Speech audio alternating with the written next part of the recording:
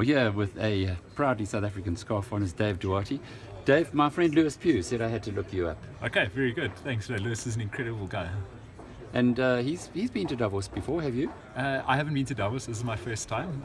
Lewis told me that he actually had significant results from it, and it contributed directly to the success he had in his campaigns. What are you doing? How did you get here? So I'm part of a program with the World Economic Forum called the Young Global Leaders, and essentially it's a leadership development track of 6 years where we are matched and partnered with other leaders to create projects of impact. So this is partly I've been collaborating with Lewis on some of his environmental campaigns, but also working with several of the very large multinational corporations here to shift the way that they do communications and marketing and stakeholder engagement. The YGL community is global, obviously. Lots of smart, younger people, and certainly will help you in your future life. But what have you learned from this particular meeting that you can take back home? This meeting, the tone of this meeting for me has been very much aligned with the United Nations Sustainable Development Goals. The opening speech by the Chinese president spoke and mentioned the need to have free trade, the need to be aware of the environment as we do business.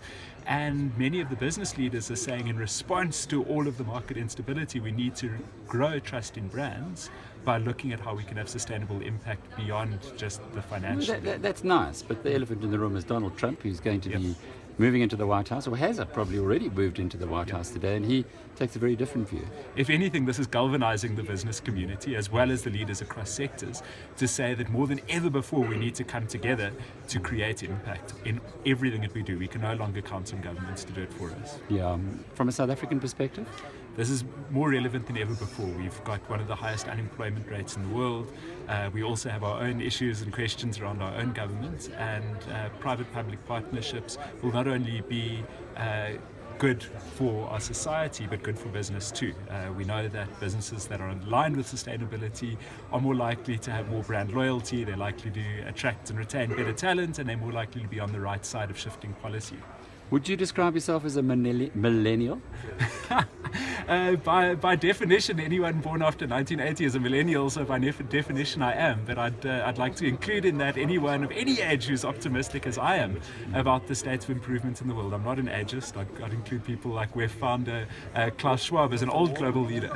So he's a millennial as well. We're all millennials today, you know what, except Donald Trump. Oh, if you were born in the last millennium, you're still alive and you're still optimistic, you qualify. Yeah. But the millennials are really changing the world. They are. So there's actually a lot of science that says that, the name, to be honest, is a little bit of hogwash. It's excuse the pun, Alec. I've never heard that one before.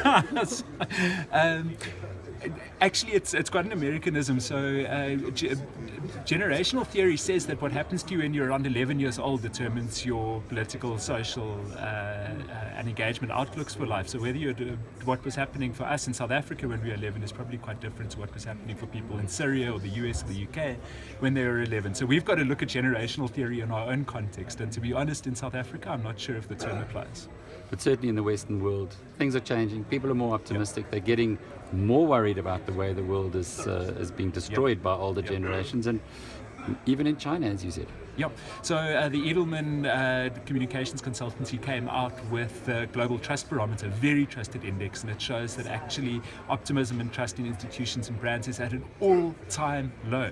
So if we're going to engage with this, we really need to stop paying lip service to change restitution of inequality and all the issues that we create, and we actually need to engage. We need to get down to it. Dave Duarte is from South Africa. He's a young global leader at the World Economic Forum, and this special video podcast was brought to you by Bright Rock.